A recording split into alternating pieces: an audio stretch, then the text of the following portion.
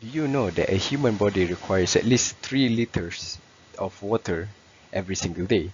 This is because a human body is very reliant towards water, and if we keep polluting, if we keep abusing water resources and also polluting the parts of the bodies of the water, we will not have a clean water to live on for in the future. Um,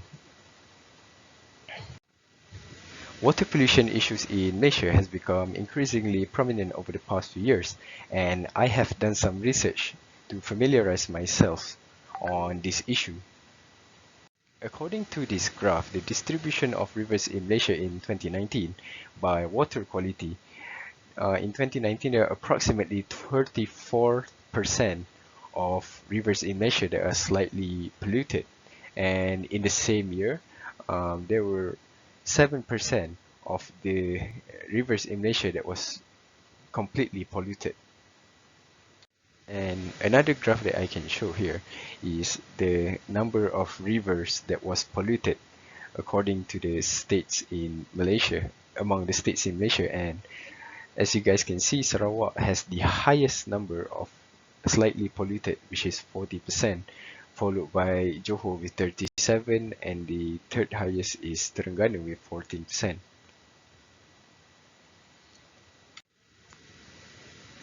My name is Mohammed Syarafuddin, and today the reason why I choose this topic is because I want to persuade you to overcome this issue for the sake of our water quality and also for our environment. And by the end of this speech, you will learn how bad water pollution is for our environment, what we can do to overcome it, what to end it, and what's the solution of the problems for this issue. Now, there are many reasons of water pollution, and one of the reasons is factories that affected water pollution by dumping contaminated water, chemicals, and heavy metals into the river. And a few of these will include water contamination, which improper disposal of chemical waste will could leach into the river, into the ground, and eventually flows into the river and damage the water systems. And this is really bad because it could increase the health of um, many of humans, increase the risk of health problems to humans, and can cause various diseases such as cholera, typhoid, um, respiratory problems, diarrhea, and so much more. For example, that we can see is the 2019 Kim Kim River toxic pollution that was occurred in Pasir Gudang, Johor, which caused many schools was closed near the river and hospitalizing around 2,775,000 of people. And of course, it is very expensive for the state to clean up the mess that has been made by these irresponsible people.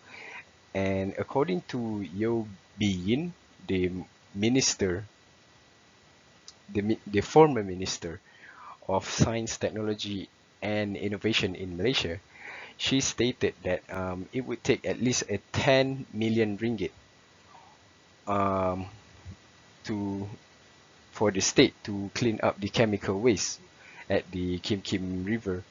And she also said that this toxic waste incident is a wake-up call for um, for the authorities, for the enforcements, and also um, the laws to be strengthened.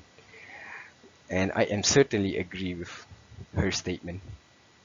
Water pollution also affects many different animals. For example, some animals are affected by by consuming polluted waters, and it could kill plastic materials could kill fish, birds, um, aquatic mammals, and so much more. And it could also destroy habitats and affect animals mating rituals, which can which can have a devastating consequences and can wipe out a entire species.